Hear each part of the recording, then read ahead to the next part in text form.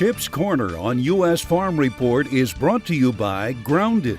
Spray smarter and improve herbicide performance with Grounded, a multifunctional adjuvant from Helena. Welcome back to Chip's Corner this weekend.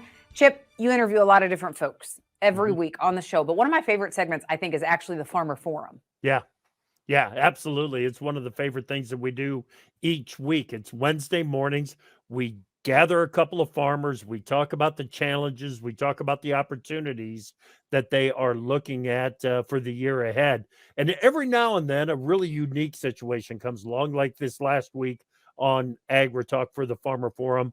We worked with the American Farm Bureau Federation, who was doing a fly-in to Washington, D.C., of some farmers from across the country to talk about labor issues.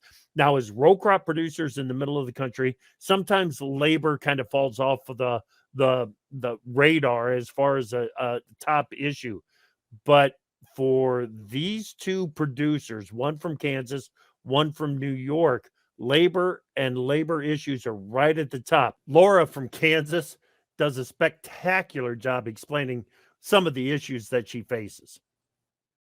Obviously, we would love a comprehensive labor reform package, but first and foremost, we must stop the bleeding. And some of the things that we're asking for is specifically a hold on that mandated wage rate. You know, that currently is increasing at percentages that are outpacing what the market can handle.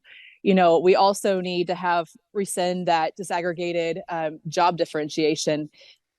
Blanket policies like that, where agriculture is such a diverse landscape with diverse needs, and how our labor is, tends to their task is just so diverse, and blanket policies like that just don't work.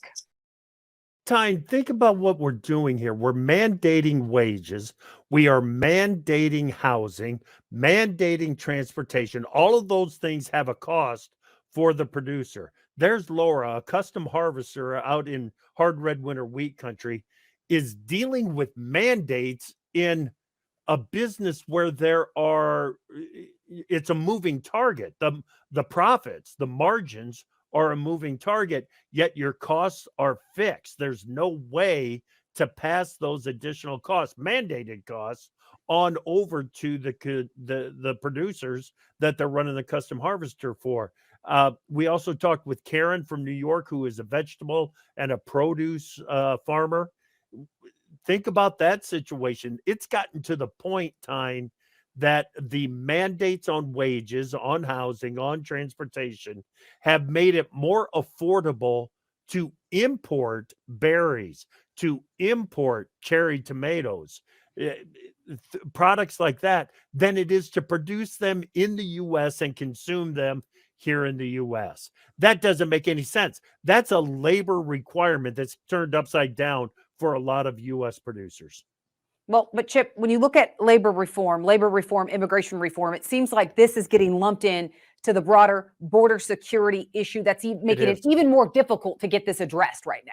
It is. It's an issue that the lawmakers want to continue to kick down the road.